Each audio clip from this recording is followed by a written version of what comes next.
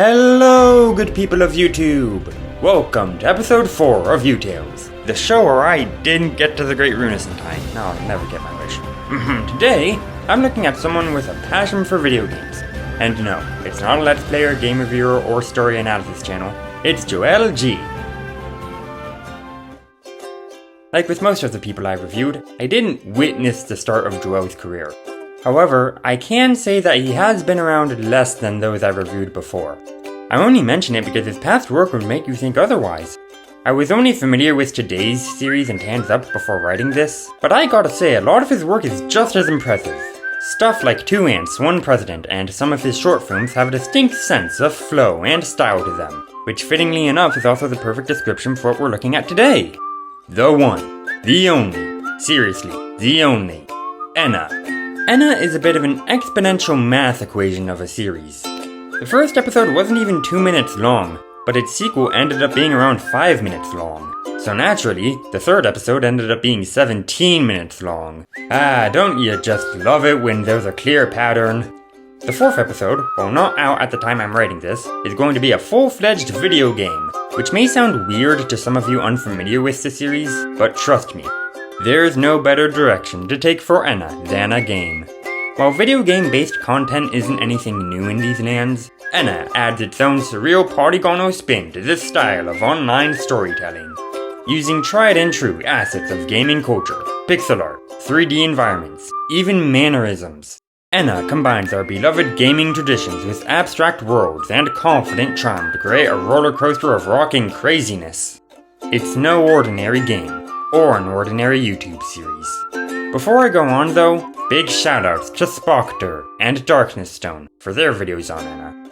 If you're looking for more info about this series, go to them. Links to their videos will be in the description below.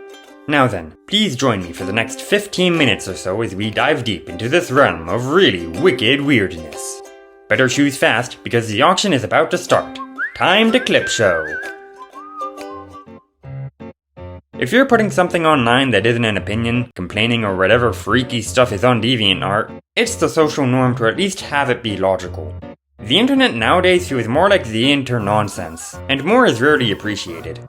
Yet somehow, the series with incomprehensible comprehension in spades gets an equal amount of appreciation. Yeah, that makes sense. Well, it doesn't make sense, but that's kind of the point.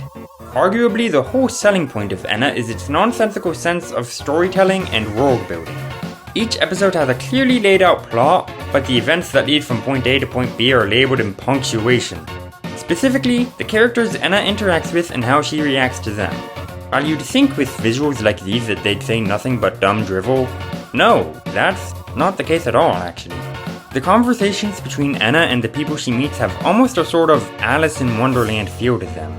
You can completely understand what each person is saying, what they're doing, and, most importantly, why they're doing it. The strange part is what they talk about and how they talk. Take the talk between ENA and Findall, for example.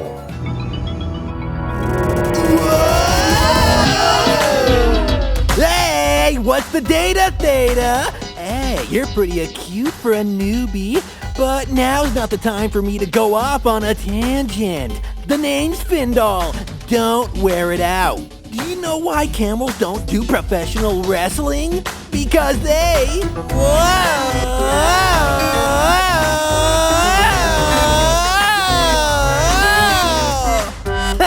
That's dolphin humor for you. How are things, Dolphin?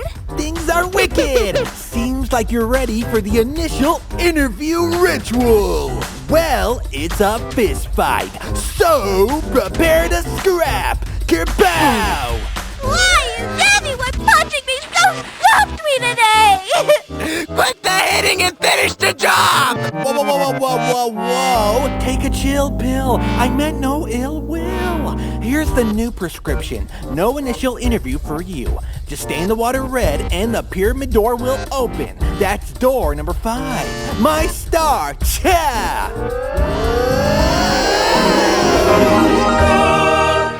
From that interaction, you can tell that Findall has a job conducting the interview ritual and enjoys that job. The odd parts are that it's a fist fight, and he's radical. Admittedly, there are some exceptions of character behavior, and not everyone can be understood at a surface level. But even then, you don't really need to understand everything to enjoy the series. I mean, yeah, analyzing these videos do come with their own reward, but you'll still get a complete experience if you just watch casually. If the plots and all of their off-the-wall glory wasn't a complete experience enough, that is. The scenarios this living Picasso painting finds herself in are a big part of the show's appeal. Humbly starting off with a normal auction, as normal as the world of ENA is anyway, Extinction Party is when things went from quirky to, what? Lost in a maze of mysterious origin and purpose. The concept's been done before, but it's one of those tropes that just never seems to get old. Once we got to Temptation Stairway, there was practically confirmed magic within the ENA universe. Admittedly, the quest to find the Great Runus was more like a paid tour through Sega's unused assets file, but again, that's kind of what this series was going for. A mystical romp through seemingly glitched and broken lands with practically no stakes. If anything, the most suspense you get is the first time you see this stuff, not knowing if something dangerous might be hiding around the computed corner. I would ultimately describe the stories here as ones that have been done a ton of times, but told in amazingly unique ways. I suppose that comparatively, the plots are the weakest part of the show, but I don't really see them as the main attraction. That would be on the visuals and uncanny atmosphere. Speaking of which, undeniably the biggest parts of ENA's identity as a series are its visuals and settings. One thing I think deserves a mention is that it doesn't really stick to any specific game genre or type. The overall style just screams retro early 3D game with the polygonal models and environments. But on top of that, a lot of 2D characters are used too, which wasn't unfindable in games back then, but not really used too much. If that wasn't enough, episodes 2 and 3 are shot from a third-person point of view, making the whole thing look like an unreleased Doom mod. Man, now I want to know what this would look like on Eternal. And probably the most unique kind of visual, whenever ENA talks to someone, the sprites on screen move around but the backgrounds don't, making the conversation look like an advanced CDI game. Ooh, my boy is that a lot! I know it sounds like all these different stylistic choices make the visuals really unorganized, but surprisingly, it all works really well together. Admittedly, the end result does feel a little off, but that's basically what Joel was going for. No part of the visual style here feels quickly added on or unnatural. They all feel like parts to a game that legitimately exists. I even remember the first time I watched Temptation Stairway. Whenever I saw a new 2D sprite or thing that was meant to be interacted with, I would feel an urge to go towards it, almost like I really was playing a game. It really was a unique experience. Wait, why did I say that? How can you look at this and not say it's unique? The imagination in the settings and character designs is something to behold on a platinum platter. While the joke of, the creator's on drugs, could easily be made, I'm not gonna settle for picking fruit that low. Rather, I see what we're seeing right now as absolute surrealism. Anything that can exist, will exist. Be it a flock of floating dogs in a flower field of faces, a giant monster statue in the middle of a desert, or a giant crowd of blank mannequins acting as an obstacle course. Calling this stuff creative would be the understatement of the eon. Even the way ENA moves was taken from a music video for Once in a Lifetime by Talking Heads, and it really adds to the insane feeling the persona goes for. The imagery that assaults your eyeballs is essentially impossible to forget, but in a good way. A lot of media tries to be memorable by showing you stuff grosser than a nest of spiders or scarier than my face in the morning. Gee, thanks for the nightmares. I promise I'll write. While I wouldn't call ENA cute and cuddly by any means, I can't say that I want to bleach what it showed me out of my brain. It kind of just does its own thing, not caring if you think it's cool or off-putting. Not that you'll have time to form a complete opinion since you'll be too busy jamming to its tunes. As the final piece of this show's essence, the OST of ENA is worth more than an hourglass DOG. Using a combination of remixes and original pieces, the moods these songs create are perfect for their scenarios. A few of my favorites include Eternal.temp for the calm beginning and end of Extinction Party, Hourglass Meadow as a bouncy bop for traversing the fields, and the urgent stress conjuring of God Race for the running to Runus. They all rock the emotions as much as they rock their instruments.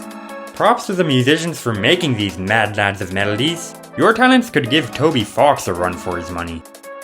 While not the only trick up ENA's square sleeve, the personality of the visuals and music undeniably cemented itself within the hearts of all who found it. Creative, uncanny, confident. It's a reminder to always be yourself, no matter how bizarre. Well, we're about 10 minutes in, so now is probably the best time to talk about the title character. I find ENA to simultaneously be a strange choice and not at all a strange choice as the main character of this series.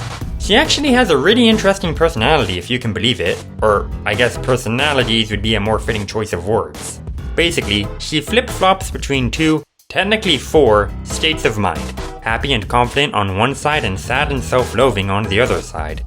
Honestly, I think that's a really fascinating idea for a character. For someone to essentially be broken into two halves and have them coexist but not fight against each other.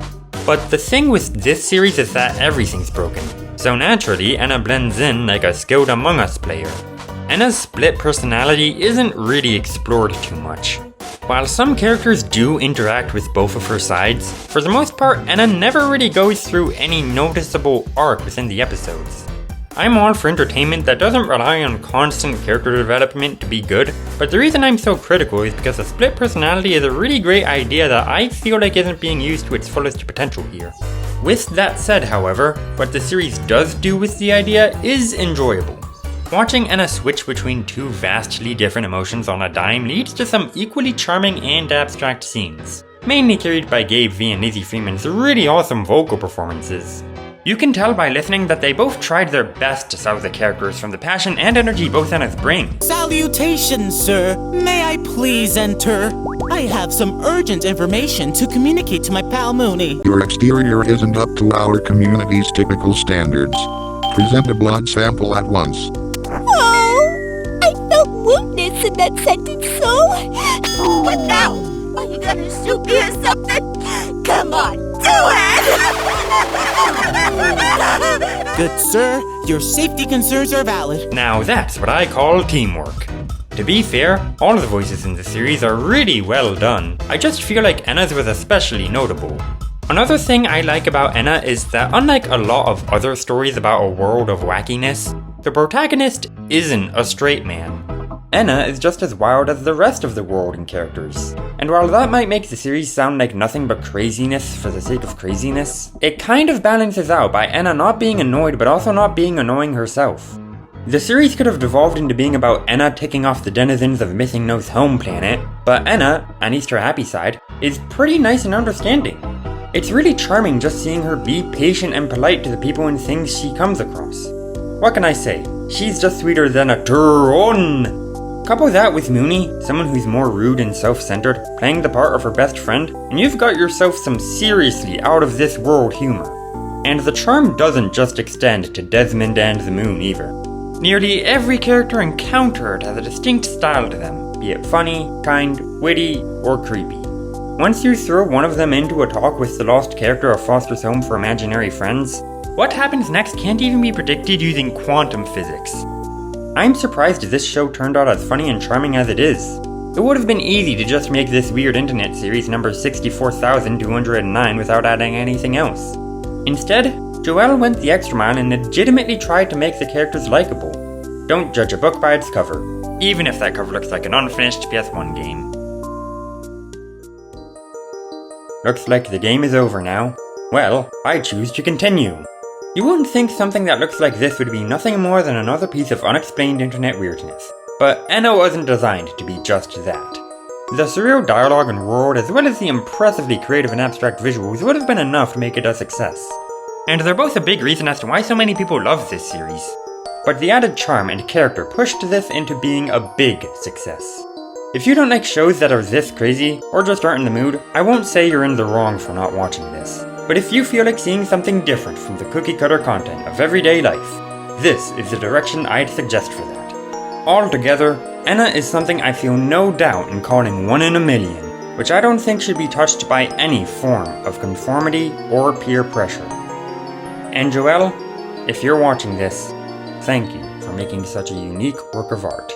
Good luck with Dream BBQ, and with your passion for game design. I can tell that you worked really hard on the game, and I think you deserve proper recognition for it. I know that whatever you do, you'll keep creating with your true colors flying high. Have a great whenever, everybody!